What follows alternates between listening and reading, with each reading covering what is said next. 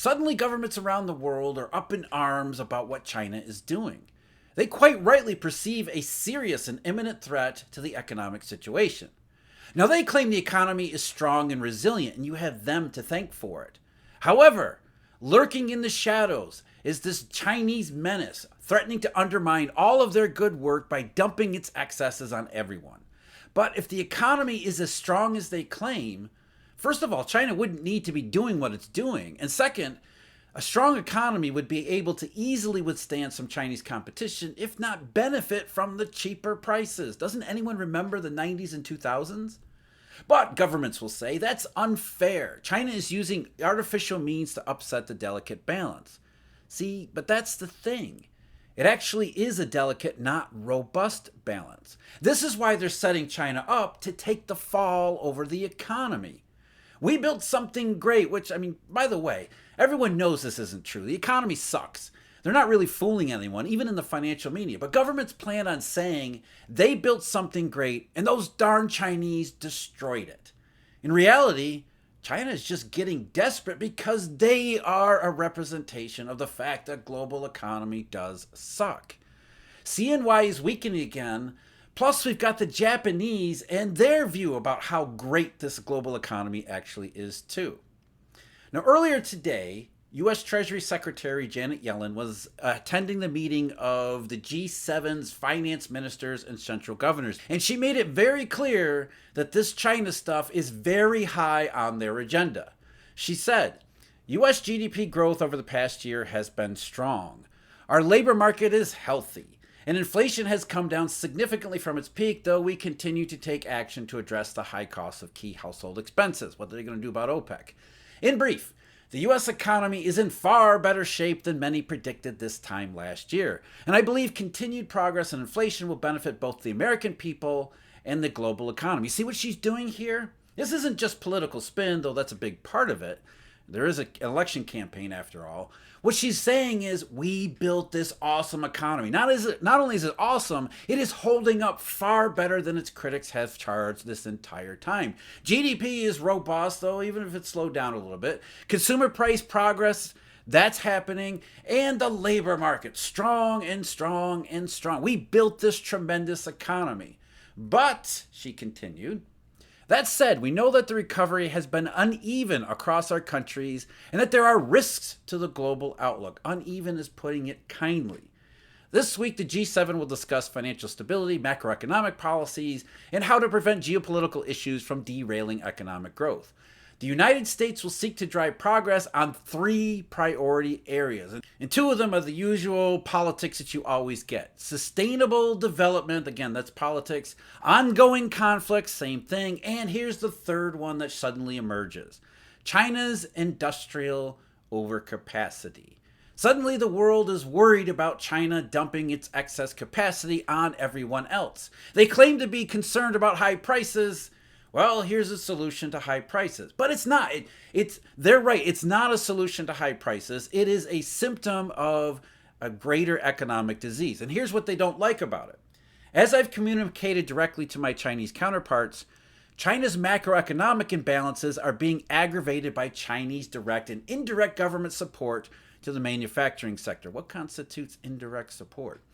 This is currently leading to production in some industries that significantly exceeds not only China's domestic demand, but also what the global market can bear, as if Yellen could tell what that is.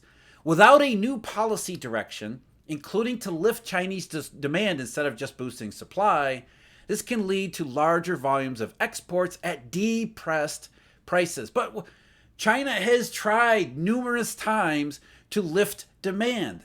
They have been unveiling stimulus measures. They did reopening, all sorts of stuff, and it's not working. That's the point that she seems to miss, and I think she misses it on purpose. They're focusing on the supply side focus, which is understandable from China's perspective. The economy isn't working. The economy sucks. We're not getting external demand from anyone else, so we're just going to run the factories, and what we can sell here at home, we'll sell here at home. And everything else, we're going to dump it on the rest of the marketplace because we've got increasing problems that we have to deal with. Sorry about that, rest of the world, But our overcapacity is now your problem too, because it always was a global problem, globally synchronized. Not only does China have to replace the real estate development internally, the amount of demand that comes with it, that real estate development sprang up and became such an important part of the Chinese economy because the global economy fell off in 2008 and never came back. Silent depression. And all the economic data we've been getting from China shows that. The supply side efforts, all of the Keynesian stimulus tactics that the Chinese have been doing over the last couple years, they aren't gaining traction. It's not just a real estate problem, it's a systemic issue. Weak real estate, weak retail sales, asset investment, everything, every part of the Chinese economy, even industrial production, where we are seeing the signs, very nascent signs of Chinese capacity being run up. All the economic data shows that none of it is working. It's not gaining traction. And from China's perspective, you can understand, if not don't condone it, you can understand what they're doing. They're thinking, well, we either have to cut back on production, we have to cut back on supply to better match global economic conditions as well as internal economic conditions, or we can just make as much stuff as we can make and just send it out there to the world and see what happens. That's what the US and all these other governments are upset about, is that this overcapacity is also a reflection of economic conditions around the rest of the world, and now, globally synchronized, it's coming home. Now, over the last little while, the Biden administration has made a big show of imposing or reimposing tariffs across the trade dynamic with China. Most of it has been symbolic, but this is still a U-turn from the position the administration took a couple years ago. And a couple weeks ago on PBS, Janet Yellen appeared. To their credit, the interviewer actually called Secretary Yellen on her prior position. What they said was, "Madam Secretary, your view on this has evolved. It was in July of 2021 when you were asked about the Trump-era tariffs on China, and you said, quote, tariffs are taxes on consumers. In some cases, it seems to me what we did hurt American consumers. So, Ms. Yellen, what changed between then and now?" And the answer is obvious to anyone who's been paying attention. Back in 2021, there was no need to tariff anybody because the economy globally, as well as in the United States, appeared to be doing really well. We assumed that the high prices and the high price growth that we were getting in 2021 was a reflection of an underlying overheated recovery, and that the good times, once the consumer price imbalances receded over the years ahead, the good times were going to continue to last forever. China bought into this, which is why they started to reform the real estate sector, as did numerous American companies, American banks, financial sectors. Everyone bought the 2021 story. So nobody was thinking tariffs in 2021 because the economy was booming. But then 2022 happened, and that recovery stopped dead in its tracks. While the U.S. economy slowed down from the technical recession, much of the rest of the world got it worse, including China. In fact, what did Yellen say in her statement? That the recovery has been uneven across our countries, not just the G7, across the rest of the world. In fact, it hasn't been uneven, it has been non-existent. So the big shift in 2022 caused a number of knock-on effects. Why else did China's reopening fail? Because they tried reopening into this global downturn. So they're getting increasingly desperate to do something about this global economic situation, their internal problem, and this is just their latest solution, or latest attempted solution. So now China is going to export their part of the downturn back to the rest of the world, and now everyone is starting to take notice. So what they're saying is, again, they're setting China up. We built this robust economy. China is threatening to ruin it. As Yellen also said today, we need to stand together and send a unified message to China. So they understand it's not just one country that feels this way, but that they face a wall of opposition to the strategy. As she continued, this is not a bilateral issue between the US and China, and that's true. German Chancellor Scholz raised this issue in his April trip to China, and President Macron and President von der Leyen emphasized the need for a balanced trade relation with China earlier this month. The G7 has collectively recognized the need to protect our workers and businesses from unfair practices. And here's the thing, overcapacity threatens the viability of firms around the world, including in emerging markets. And again, overcapacity because why? Where's this overcapacity coming from? It's coming from the fact there is no robust economy. There is not a recovery, and there hasn't been one. China's overcapacity is, again, a reflection of that fact. They're becoming increasingly desperate because there is no robust global economy. You can call it uneven, put all the best spin on it you want. The truth of the matter is overcapacity does indeed threaten the viability of firms around the world because the global economy has not lived up to its expectations or the hype. But this is a telltale sign of disinflationary weak demand. After all, just look at the energy sector. Why is it that OPEC keeps having to cut back on production? This robust global economy? No, it's uneven. Uneven is a euphemism for it sucks. They're trying to avoid doing what OPEC has done. China can't afford to restrict production to better align it with global supply dynamics because of everything else that's going on. We got reminded of the fact that it's not happening from recession-plagued Japan, where they hike rates regardless of the economic circumstances because central banking, like Treasury Secretary statements on China, it's all political spin. Japan just reported its trade statistics, exports and imports for the month of April, and they were the same as we've seen, the same as China has seen over the last several years. Low-grade contraction, ongoing inventory cycle, global trade recession, not uneven recovery, trade recession. Export growth was up 8.4% year over year, but that's in yen terms and doesn't account for price changes. When you do account for price changes and the yen exchange value, exports were down 3.1% by volume. And April 2023 wasn't exactly a difficult comparison.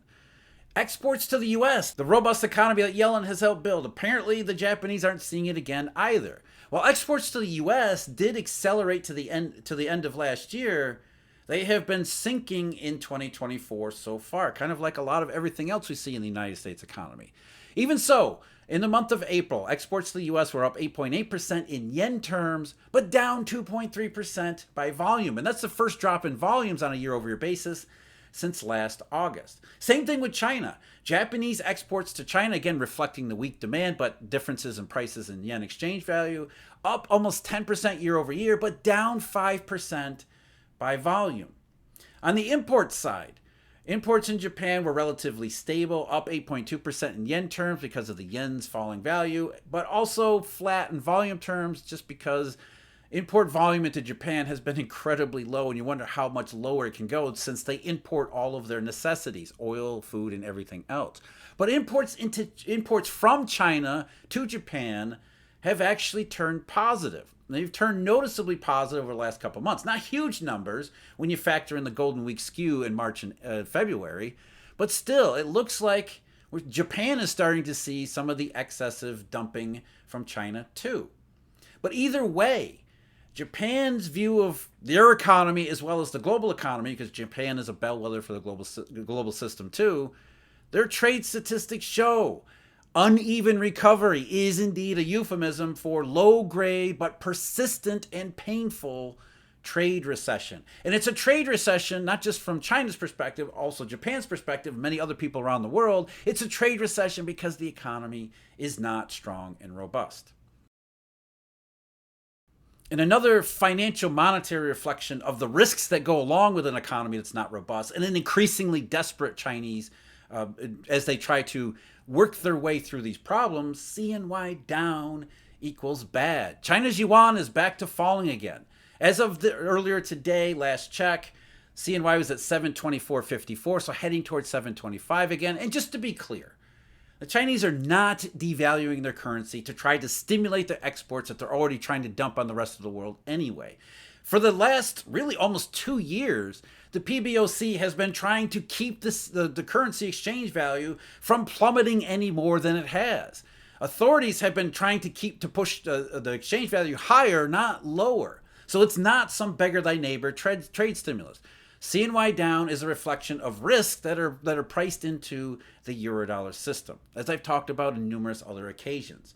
Even just today, while the currency exchange value was down to around 725, authorities did weaken the midpoint to 710.98, which was the lowest since January 23rd of this year, because the currency continues to want to go lower, no matter what has happened over the last several weeks.